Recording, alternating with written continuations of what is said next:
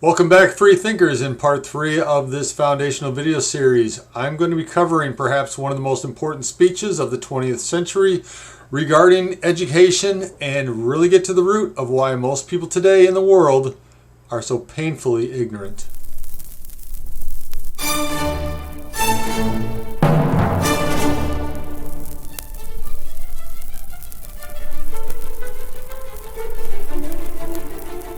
Because once you know how the mind works, you can control it, and once you can control it, you can focus it. You can't focus or concentrate something you don't understand.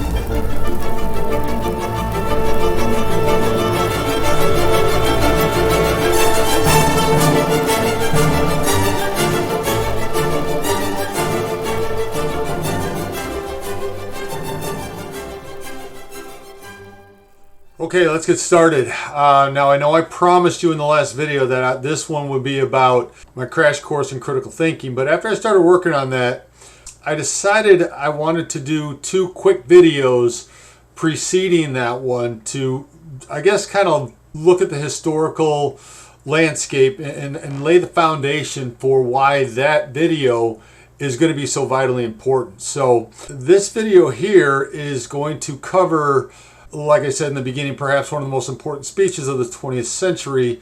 It was given in 1947, called The Lost Tools of Learning. It was written by Dorothy Sayers, who was a graduate of Oxford University, a brilliant essayist, writer, novelist, playwright, most famous for her mystery novels. But this speech was given at her alma mater. It was actually written as an essay initially, and then she gave it as a speech in the summer of 1947 at Oxford University. It was republished 30 years later in 1977. But I think what you're going to see as we go through, I'm just going to go through the beginning of the speech, just to, again, so you can see she already saw the problems with society and the root of the problem, again, 75 years ago. And so what I'm going to do is I'm going to go through her speech and then, give my commentary on it as well. But you can see that this has been building for a long time, and here we are 75 years later, and again, things have only gotten worse. Like I've been saying all along, the key to freeing humanity and restoring our minds, reclaiming our minds, is all of this information I'm giving you. It's about Kaizen. It's about natural law. It's about seeking truth. But how do we seek truth? That's the key to all of this. Because what you're going to see in this speech here is that we essentially have been indoctrinated or taught what to believe, what to think, instead of what she says, we used to be educated in the arts of language. Essentially, we were taught how to think, and now we're taught what to think, and not to question anything. So we're going to flip over to the speech now, and like I said, I'm just going to read through some of the highlighted parts here, and then, again, I've notated this with some of my thoughts that I'm just going to read through this all. But essentially, she starts off this speech with kind of an attitude of sorry, not sorry. She wasn't an academic, and she said, maybe you don't look at me as an expert on this subject. However, she goes on to say, too much specialization is not a good thing. There is also one excellent reason why the various amateur may feel entitled to have an opinion about education. For if we are not all professional teachers, we have all at some time or another been taught. Even if we learn nothing, perhaps in particular, if we learn nothing, our contribution to the discussion may have a potential value. And so I wrote, this is an argument against deferring to experts in all matters, which compels us to listen to those who may come with a different perspective outside of the dogmatic beliefs of those who think themselves infallible due to level of education or the massive amount of money spent on said education. And we can see this prevalent in the world today. I mean, you turn on media and it's all about the experts say. The experts say, don't listen to yourself. Don't listen to your own intuition. Listen to the experts. We're the experts, and you're wrong. And essentially that's what she's saying. How about, listen to people with a different perspective on the problem which she's getting to, the problem with education. Maybe you will be able to see this from a different perspective. She then goes on to say, if we are to produce a society of educated people fitted to preserve their intellectual freedom amid the complex pressures of our modern society, we must turn back the wheel of progress some 400 or 500 years to the point at which education began to lose sight of its true object, towards the end of the Middle Ages. Now, I did a video last year, part 10 of my Manifesting a New Reality series, where I took it back to the early start of the 19th century when they went and lifted the Prescient education model and brought it over here to America. She says this goes on a couple centuries even before that. So my comment here was, the current hierarchy controlling the status quo does not want for the people to become truly educated, or they would do something about the problem. And she even says, none of my advice here will probably ever be initiated, but I'm here to tell you what the problem is. And again, so you can see this top-down hierarchy. She knew that this is the way the powers that be wanted things to be. Otherwise, it would have changed a lot earlier than she had written this essay. She continues, are we altogether comfortable about that artificial prolongation of intellectual childhood and adolescence into the years of physical maturity, which is so marked in our own day? And again, she saw this slow creep of arrested development even in her time. And I said, this is the purposeful arresting of development and maturation of the masses so that they could be more easily controlled. This is all part of the social engineering, and this is something they had planned to do for a long time. They wanted a population of obedient workers and not critical thinkers who could challenge the status quo and the power hierarchy of the day. To postpone the acceptance of responsibility to a late date brings with it a number of psychological complications which, while they may interest the psychiatrist, are scarcely beneficial either to the individual or to society.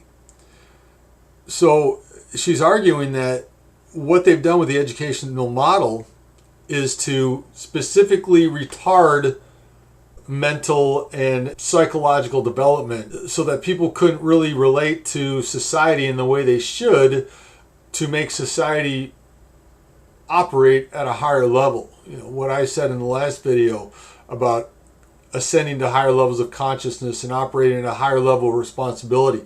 They didn't want that.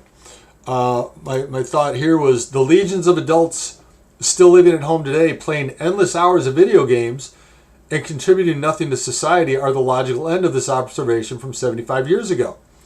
The purposeful destruction of the free market economy is largely to blame, however, as well. But it couldn't have been accomplished without the altering of the educational model. So she goes back to the Middle Ages. It's been a slow creep of the dumbing down of the population so that the people at the top of the power paradigm could never be challenged.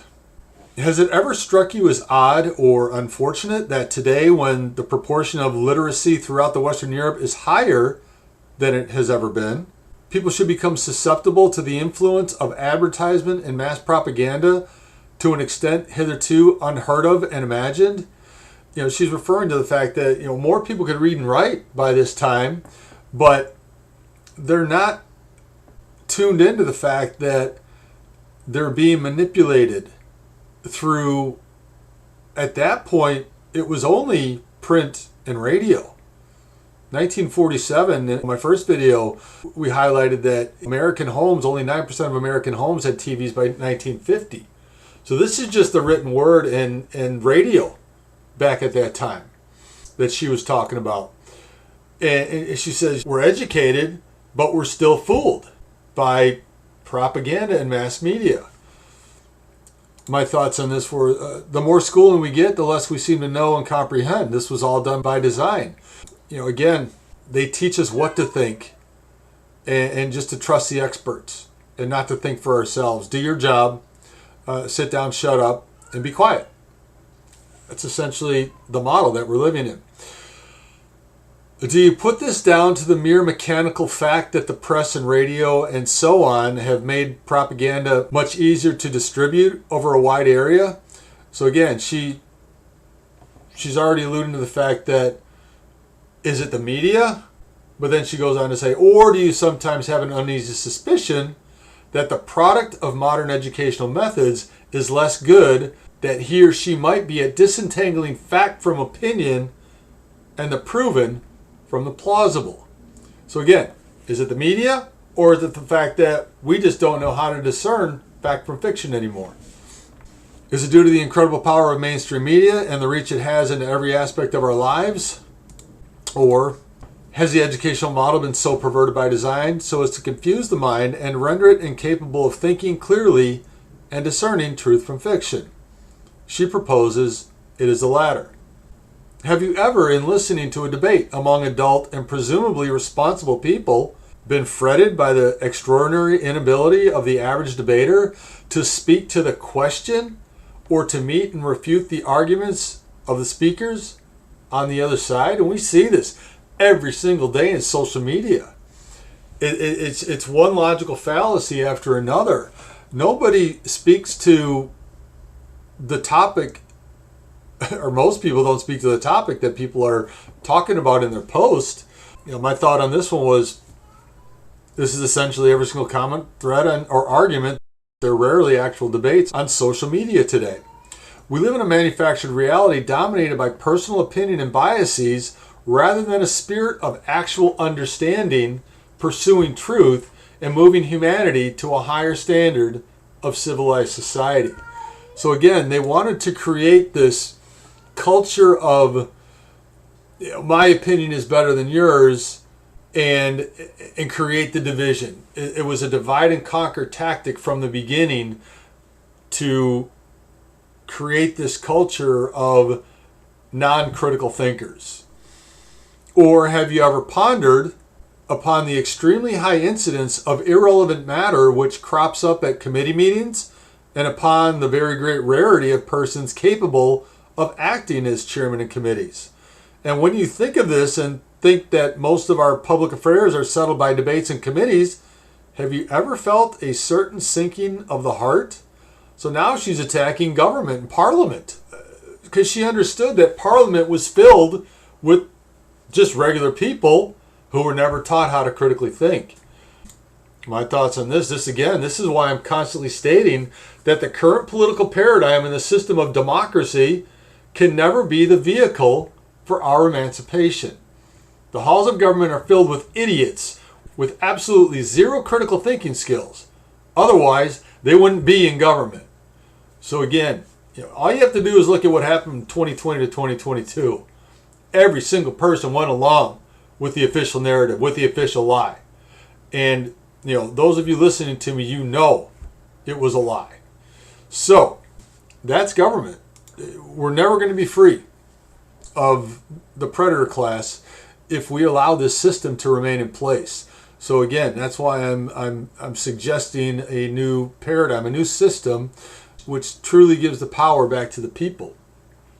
She continues, have you ever followed a discussion in the newspapers or elsewhere and noticed how frequently writers fail to define the terms they use? Or how often, if one man does define his terms, another will assume in his reply that he was using the terms in precisely the opposite sense to that in which he has already defined them? And again, I see this constantly in social media today. That's where we communicate mostly. And I see people assuming that other people are using terms that they think is defined in their way.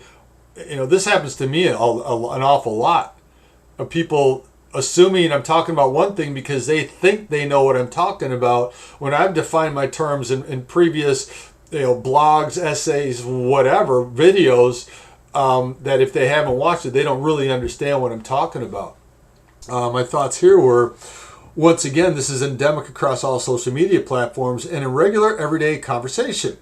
People assume they know what you're talking about when they possibly have absolutely no idea, because their perception of the definitions could be based on dogmatically held but false beliefs. Again, she saw this as very common in public discourse even 75 years ago. Have you ever been faintly troubled by the amount of slipshod syntax going about? And if so, are you troubled because it is inelegant or because it may lead to dangerous misunderstanding? And what she's getting to here is poor grammar and poor communication skills, poor communication ability in the public. People essentially haven't learned how to think. So if you haven't learned how to think, you also haven't learned how to effectively communicate. And that's essentially what she's getting to here. My thoughts were, in today's world, if you politely try to correct someone's grammar, you are attacked as being a grammar Nazi and scolded by the low IQ peanut gallery who comes to the defense of their fellow and equally as ignorant minions. We are truly in a race to the bottom of intellect and in many ways already living in the world portrayed in the movie Idiocracy. Again, if you try and correct someone's spelling or whatever, people say, oh, you know what they're talking about, blah, blah, blah. No, we haven't been taught how to think. We haven't been taught proper grammar. We haven't been taught what she refers to as the lost tools of learning. So I'm just going to cover one more sentence here and then wrap this one up. Is not the great defect of our education today a defect traceable through all the disquieting symptoms of trouble that I have mentioned?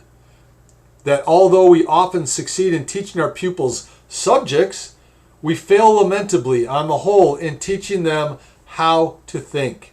They learn everything except the art of learning. And again, that's going to be the teaser for the next couple videos. But this art of learning, this is the lost tools of learning. This is what I'm going to be covering in my crash course in critical thinking, the trivium, the understanding of how to think, how to communicate effectively, and how to discern when you're being fooled. So, again, I'm going to leave the links below to the page on my Freedom Project 2020 website where you can do a deep dive. You can go and download this PDF and read it in the entirety for yourself. It's a very fascinating speech where she gets into all the details of how it happened, what needs to be fixed. So I'll leave the link below, but for today we're going to wrap it up. And again, thank you for listening. Tune in tomorrow and I'm going to cover the etymology of a very common word used today and how that word has been completely inverted and perverted from its original meaning to mean something completely 180 degrees opposite of what it used to mean. So that's coming in the next video.